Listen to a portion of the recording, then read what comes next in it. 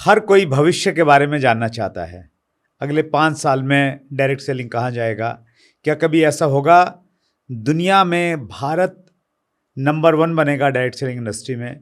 इन सभी प्रश्नों का जवाब आपको इस एपिसोड में मिलेगा, बशर्ते कि आप लास्ट तक बने रहें।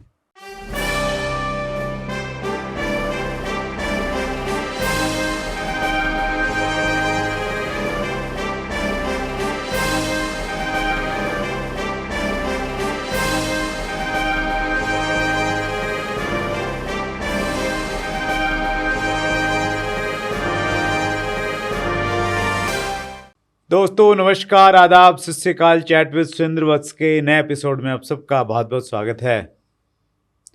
आज हमारे मेहमान एक ऐसी पर्सनैलिटी हैं जो पिछली 24 सालों से डायरेक्ट सेलिंग की सेवाएं कर रहे हैं और डायरेक्ट सेलिंग का जो प्रारूप आज देख पा रहे हैं। डायरेक्ट सेलिंग में गाइडलाइंस आई, फिर 2021 में डायरेक्ट सेलिंग के रूल्स आ गए। पर्दे के पीछे रह के उन्होंने बहुत बड़ा काम किया है। आपने FDSA का तो नाम सुना होगा, federation of direct selling association. उसके फाउंडर मेंबर्स में से एक हैं, FDSA के जनरल सेक्रेटरी हैं, साथ में एक बहुत बड़ी सॉफ्टवेयर कंपनी रन कर रहे हैं। सो आइए मिलकर स्वागत करें।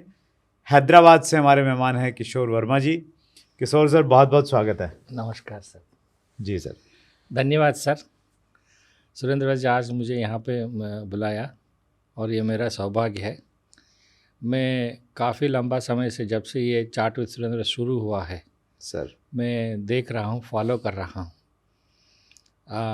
मुझे तो ऐसा लग रहा है कि ऐसा कोई प्रयास पहले कभी किया नहीं किसी ने। आपने कर दिखाया और इतना लंबा समय तक इसको चला के बहुत बड़ा शो बना दिया। मैं आपको कंग्रेचुलेट करता हूँ सर। और ये बहुत सारे लोगों के लिए इंस्पिरेशन भी बना है। बहुत बहुत धन्यवाद sir. Thank you so much sir. आपने ये बोल के कि आप हमारे शो को देखते हैं, हाँ जी, हमारी मार्केट वैल्यू बढ़ा दी सर आपने। नहीं सर, हर शो में कोई ना कोई टेक होम होता है, क्योंकि जितने भी यहाँ पे आ रहे हैं और सारे डायरेक्ट सेलिंग में कुछ ना कुछ योगदान किया है। अपना अपना एक्सपीरियंस जो है बाकी लोगों के लिए एक रेडी नॉलेज है। डूस एंड डोंट्स समझिए या इंस्पिरेशन समझिए, एक मोटिवेशन समझिए। तो हर शो में कोई ना कोई कुछ चीज़ें सीखने को हो रहा है sir thank you so much. ये आपका सारे टीम को मैं धन्यवाद कहना चाहता हूँ। Thank you, congratulation. Thank you so much sir. Thank you. शुरुआत करते हैं सर आपकी पर्सनल लाइफ से, और फिर आपकी लाइफ में डायरेक्ट सेलिंग कैसे आ गया? सर मैं हैदराबाद से बिलोंग करता हूँ। मेरा एक्चुअली ग्रेजुएशन कॉमर्स साइड के हैं। उसके बाद मैंने IT डिप्लोमा किया था। फिर मेरा अपना डेस्टिनी, मेरी अपनी नौकरी, क्या प्रोफेशन, बहुत सारे ट्राई किया। तो उस ट्रायल में मेरे को जो सबसे पहला IT जॉब मिला है वो एक डायरेक्ट सेलिंग कंपनी था उस समय। और डायरेक्ट सेलिंग का पूरा रूप उस समय नहीं बना था इंडिया में, उसको MLM ही कहते हैं। तो उस कंपनी के लिए मैंने काम किया था एज ए फ्रीलांसर। ओके। और वो उस समय काफ़ी बड़ा सक्सेस हुआ और मैंने अपनी टेक्नोलॉजी आइडियाज़ इम्प्लीमेंट करके उसको काफ़ी, उसी समय हमने बहुत सारे चीज़ें ऑटोमेशन पे लेके आए, तो वो काफ़ी बड़ा सक्सेस होके हमने कभी पीछे मुड़कर देखा नहीं है आज तक। डायरेक्ट सेलिंग का सॉफ्टवेयर हमने पूरा इंडिया, अब्रॉड भी थोड़ा बहुत बनाया है और हमारा पूरा कंपनी हैदराबाद से काम करते हैं। That's great sir. Direct selling में सर जो कंपनियां आती हैं, रजिस्टर्ड करती हैं, एग्जैक्टली डाटा तो मेरे पास में नहीं है, लेकिन ऐसा बताते हैं लोग कि अब तक पिछले 25 सालों में लाखों कंपनियां ऐसी रही होंगी जो कहीं ना कहीं डायरेक्ट सेलिंग के नाम पे रजिस्टर्ड हुई होंगी, फिर बाद में बंद हो गई होंगी। तो इसमें कितनी सच्चाई है सर? लाखों प्रैक्टिकल नहीं है सर, हज़ारों हो सकते हैं। ओके। क्योंकि जहाँ तक मैं जानता हूँ 2-3 हज़ार मैं मानता हूँ, जो मैं नहीं जानता हूँ हो सकता है 15-20 हज़ार। लाखों गलत है, हज़ारों सही है। अच्छा, अगर हम एक फिगर पकड़ें सर, रफ 10,000 कंपनी हम माने, 10,000 कंपनी स्टार्ट हुई, आज वो नहीं है, क्या लगता है क्या वजह रही होगी?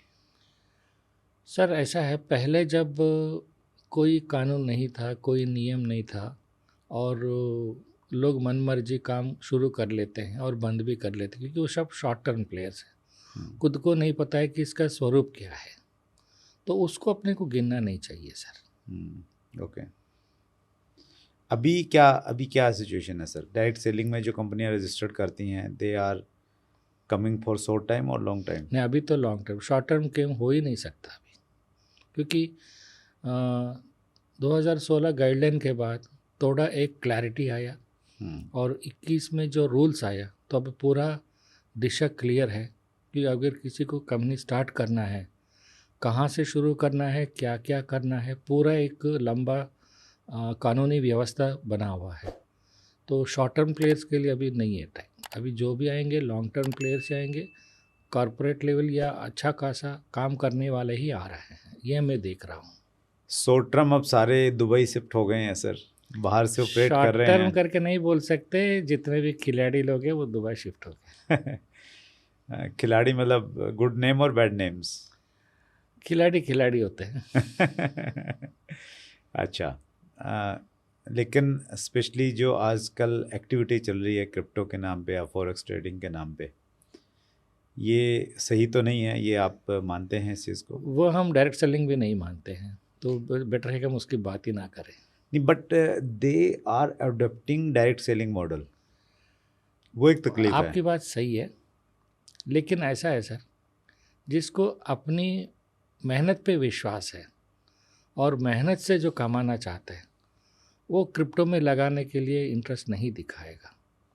क्योंकि क्रिप्टो या एफएक्स ट्रेडिंग हो गया, कोई और रोटेशन वाला बिजनेस हो गया, वो खुद के अपनी मेहनत पे कोई विश्वास ही नहीं होता है। उनको क्या रातों रात अमीर बनना है, और वो डायरेक्ट सेलिंग में कभी बैठेंगे नहीं। बेटर है कि हम उसकी दूरी रहें। राइट, हम भी दूर रहें और लोग भी उससे दूर रहें। हाँ, जिसको ये समझ में आ गया कि ये एक्चुअली मेहनत से कमाने वाला नहीं है, तो वो दूर ही रहना चाहिए। आप सर एसोसिएशन का पार्ट हैं और एफडीएस से बहुत पुरानी ऑर्गेनाइजेशन है, इसकी भी थोड़ी स्टोरी बताएं। एफडीएस का कैसे गठन हुआ और अब तक एफडीएस की क्या माइलस्टोन्स रहे हैं? ज़रूर सर, एक्चुअली इसमें मैं थोड़ा डिटेल विषय बताना चाहता हूँ। प्लीज़। जब से हमारे देश स्वतंत्र हुआ है, एक रिवाज है, कोई भी व्यक्ति या व्यवहार या कोई विषय सरकार नियंत्रण नहीं कर सकता है, उसको निषेध कर देता है। ये पहले से हमारा नहीं, हर इंडस्ट्री में हर विषय पे ये चीज़ है। 2005 से लेके 2011-12 तक इंडिया में जो दौर चला मनी सर्कुलेशन स्कीम्स का, इन्वेस्टमेंट प्लान्स का, कोई नियंत्रण नहीं था। तो अच्छे से बुरा ज़्यादा, काफ़ी ज़्यादा डोमिनेट हो चुका था। तो हर जगह किधर भी देखो, किधर भी पूछो या किसी को भी पता लगाओ, तो सब हर जगह नुकसान ही हो रहा था। पीक ऑफ द सिचुएशन ये कि 2011 में जो स्पीक एशिया की कांड हुआ है, तो वो अल्टीमेट पीक लेवल पे पहुंच गया है। तो सरकार ये नतीजे में आ गया कि इसको हम बैन ही करें। लेकिन मेरा अपना पर्सनल विश्वास था कि इस इंडस्ट्री से अच्छा भी है, लेकिन ये अभी मतलब कहीं प्रूवन नहीं है। पता क्या हो रहा है, जिसको भी नुकसान होगा वो पुलिस को कंप्लेंट देता है या सरकार को कंप्लेंट देता है। जिसको फ़ायदा हो रहा है या इससे रोज़गार बना रहे हैं, वो तो थोड़ी पुलिस स्टेशन को जो बोलेगा, नहीं बोलेगा ना। तो सरकार की नज़र में, सरकार के नॉलेज में इसकी अच्छी चीज़ें जो है कहीं रिकॉर्डेड नहीं है। तो सरकार ये नतीजे में पहुंचने की आगे कि इसको हम ब्लैंकेट बैन ही करें। तो उस समय हमने कुछ, हमारा रेड्डी साहब हो गया प्रेसिडेंट और कुछ हमारे साथी लोगों से मिलके हमने ये सोच बनाया कि हम इसका कुछ ना कुछ करें ताकि ये रोज़गार ज़िंदा रहे। तो वहाँ से हमारा प्रयास स्टार्ट हुआ 2011 में।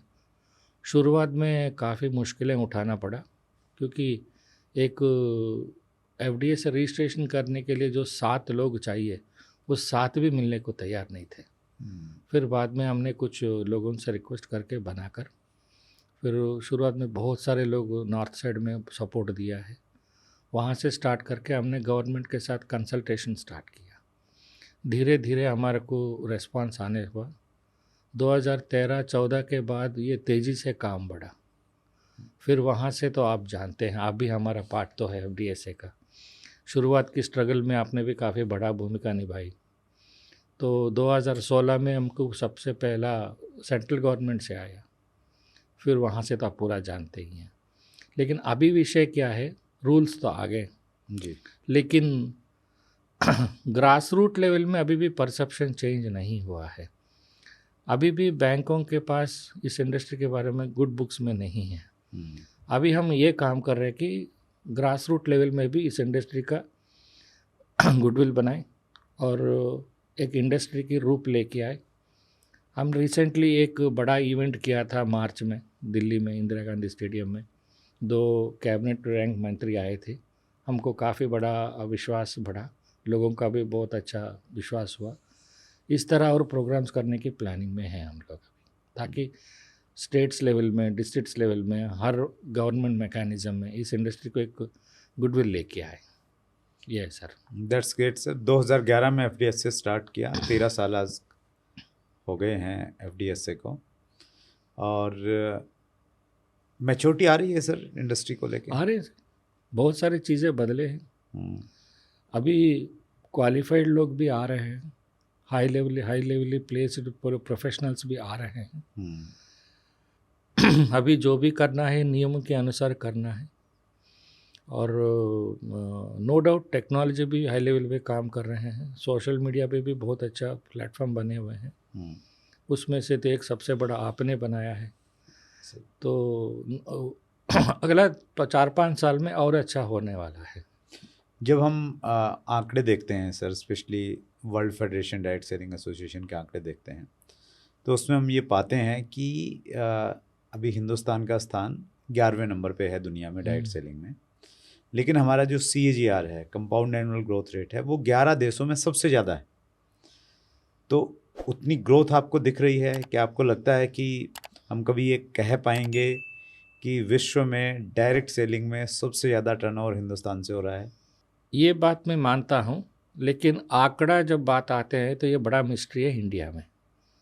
लेकिन मैं ज़रूर इतना कह सकता हूँ, क्योंकि हमने काफ़ी बड़ा इंडिया के जो टॉप वेल डूइंग कंपनीज में हम सिस्टम्स मेंटेन करते हैं, तो I am the first person to witness numbers are growing like very big numbers, but problem is companies ये डेटा शेयर नहीं करते हैं, और ये कोई एक इंडस्ट्री प्रोग्रेस रिपोर्ट बनाने की बात नहीं कर रहे हैं, जिससे हम ये एविडेंस के साथ नहीं बोल पाएंगे। लेकिन मैं इतना कह सकता हूँ,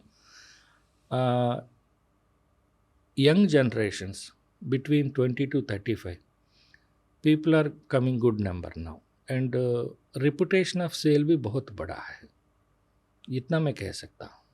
तो नंबर्स जो बढ़ रहे हैं, पोटेंशियल तो दिख ही रहा है किशोर सर। इंडिया में जिस प्रकार हाँ का जी। पॉपुलेशन है, यूथ नेशन हम लोग हैं, सोशली बाउंडेड हैं एक दूसरे से, तो वो एक हेल्प करती है कहीं ना कहीं चीज़।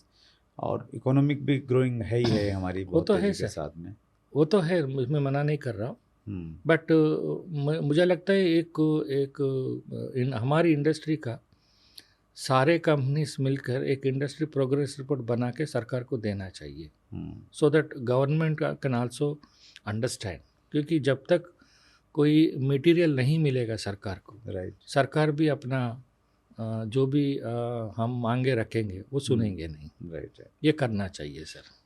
क्यों ना FDS से उसको लीड करे? कैसी? सर FDA एक ऑर्गेनाइजेशन है, अगर हम रिपोर्ट बनाएं तो FDA से रिपोर्ट बोलते हैं, हमें नहीं करना है, सभी मिलके करना चाहिए। Okay, that's good. It should be a neutral organisation, right, and that should be in good books of government. Government को इस रिपोर्ट पे विश्वास होना चाहिए। पहले भी इंडस्ट्री में कुछ रिपोर्ट्स बनाए थे कुछ एजेंसीज, इस तरह प्रयास हम करना चाहिए अभी। That's good. डायरेक्ट सेलिंग में जो डायरेक्ट सेलर्स काम कर रहे हैं सर, अभी आप फील्ड में रहते हैं, लोगों से भी मिलते रहते हैं, कंपनी मैनेजमेंट के साथ में मिलते हैं, क्या करने की आवश्यकता है कि इंडस्ट्री का जो परसेप्शन है वो चेंज हो? सर पिछले 1 साल से परसेप्शन चेंज काफ़ी दौर से हुआ है, लेकिन अभी भी होना चाहिए। कंपनीज अपनी सारे ट्रेनिंग प्रोग्राम्स में भी इसका एक 5-10 मिनट टाइम निकालें। अच्छा। सबसे पहला अपने को पूरा विश्वास होना है कि हम सही काम कर रहे हैं। अपनी प्रोडक्ट, कंपनी, प्लान, मोटिवेशन के साथ साथ ये भी थोड़ा बहुत ध्यान देना चाहिए, ये मैं कहता हूँ। किस बारे में? परसेप्शन चेंज करने के बारे में इस सब्जेक्ट पे बातचीत होनी चाहिए। होनी चाहिए सर। ओके। तो कंपनीज अपनी ट्रेनिंग प्रोग्राम्स में सबसे पहले इंडस्ट्री का विश्वास दिलाना चाहिए। ये कितना लंबा करियर बन सकता है, अभी हमारा सामने है evidences, second generation, third generation भी काम कर रहे हैं। So we have to present in such a way that this business can go generations together. Right. ऐसा नहीं है कि आप काम करिए निकल गए, ऐसा नहीं। ये एक ही बिजनेस है जो नॉमिनेशन फैसिलिटी देता है। और आपने जो नेटवर्क खड़ा करेंगे, अपना टीम को एक्टिव मेंटेन करेंगे, ये जो रिटर्न्स हैं आपके बाद में भी अपना जनरेशन इसको ले सकते हैं। ये विश्वास दिलाना पड़ेगा और ये प्रूफ के साथ दिखाना पड़ेगा, लेकिन उसके लिए कमिटमेंट के साथ काम करना पड़ेगा। That's great sir. कंपनी भी आपको ऐसा चुनना है कि लंबा चले, प्लान भी ऐसा चुनो कि ये लंबा समय तक पैसा मिले, प्रोडक्ट्स भी ऐसा चुनो कि आप ये प्रोडक्ट हम ज़िंदगी भर बेच भी सकते हैं। जब ये तीनों फैक्टर काम करेगा तो आपका जो सपना है कि जब मेरे के बाद भी मुझे ये इनकम चाहिए, तो वो काम आएगा। तो प्रोडक्ट तो चलो आदमी देख लेगा सर, समझ लेगा थोड़ा बहुत, उसकी नॉलेज भी रहती है। प्लान कैसे देखें? आपने तो हर तरह के प्लान्स आप बनाते भी हैं, काम सिंपल भी करते मैथमेटिक्स है हैं। जी प्लीज। कोई भी कंपनी जब 100 रुपये आता है, 90 रुपये बांट, मतलब 90 रुपये मैक्सिमम खर्चा के सब मिला के बांट सकता है। ठीक है। अगर कंपनी कोई ज़्यादा प्रॉमिस कर रहा है जो अनवाइबल है, तो वो गलत है, वो प्रैक्टिकल नहीं है। उतना तो अपन समझ जाना चाहिए। नहीं, आम आदमी कैसे समझे? उसको थोड़ा आइडिया नहीं कि कंपनी कितने रुपए का प्रोडक्ट बेच रही है, कितना बांट रही है, कितना रख रही है। सर मुझे नहीं लगता उतना भी जो समझदार नहीं है वो डायरेक्ट सेलिंग में आएगा नहीं, क्योंकि उसको पता है कि मैं ये कंपनी में अपनी सपना पूरा करने के लिए ज्वाइन करने वाला हूँ। सपना बनाने तक उसका स्किल है, मतलब उसका सोच है, तो प्लान कैलकुलेशन कर ही लेगा सर। आना चाहिए उसको, थोड़ा समझ होना चाहिए, वो बेसिक। अदरवाइज तो फिर उसको कहीं ना कहीं नुकसान उठाना पड़ेगा। कंपनी से पूछ लीजिए, पूछ के समझ लीजिए कि ये प्लान कैसा बटेगा या आप कैसा दे पाओगे। पूछने में कोई गलत तो नहीं है। अगर कंपनी साफ साफ कह रहा है, कैलकुलेशन प्रूव कर रहा है, तो विश्वास करें। अगर ऊपर नीचे घुमा रहे हैं, छोड़ दो। Okay, right. क्योंकि जब तक वो क्लैरिटी आपको नहीं है, आप भी डेडिकेटेडली काम नहीं कर पाएंगे। किशोर सर, आप पिछले 24 सालों से इंडस्ट्री का पार्ट हैं और as a general secretary FDSA आप गवर्नमेंट के साथ बड़ी क्लोजली काम कर रहे हैं। आपको अगले 5 साल में इंडस्ट्री का क्या स्वरूप दिखता है? सर अगला 5 साल हम काफ़ी बड़ा परसेंटेज में ग्रो करने वाले हैं, क्योंकि अभी रिसेंट टाइम जितना भी एंकरेजमेंट्स मैंने देखा है, पर्टिकुलरली यंग जनरेशन्स, और जो सोशल मीडिया प्लेटफॉर्म को यूज़ करके जो लोग बिज़नेस को प्रमोट कर रहे हैं और नया टीम डेवलप कर रहे हैं, वो काफ़ी एनकरेजिंग रहा। और वैसे इंडस्ट्री का कोई लिमिटेशन नहीं है, जितना भी लोग आए एब्जॉर्ब कर सकता है। Bandwidth is very good. ऐसा कोई लिमिट नहीं है कि इस इंडस्ट्री में कितने लोगों को काम मिलेगा करके। जितना भी लोग आए ये काम कर सकते हैं। हमारे देश में रोज़गार एक बड़ा मुद्दा रहता ही है सर। जब भी इलेक्शन आते हैं स्पेशली, हर पार्टी प्रोमिस करती है कि हम युवाओं को रोज़गार देंगे, युवाओं को रोज़गार देंगे। संभव नहीं है हर किसी को रोज़गार देना। आपके पास में कुछ डाटा है, आंकड़ा है, कितने लोगों को इंडस्ट्री रोज़गार दे रही है और कितने लोगों को और दे सकती है? एक्चुअली 2014 जब ये नया सरकार बना, जो हमारा कंसल्टेशन चला डायरेक्ट सेलिंग के लिए कानून चाहिए जी, मैं आपको ये भी विषय बता दूं सर।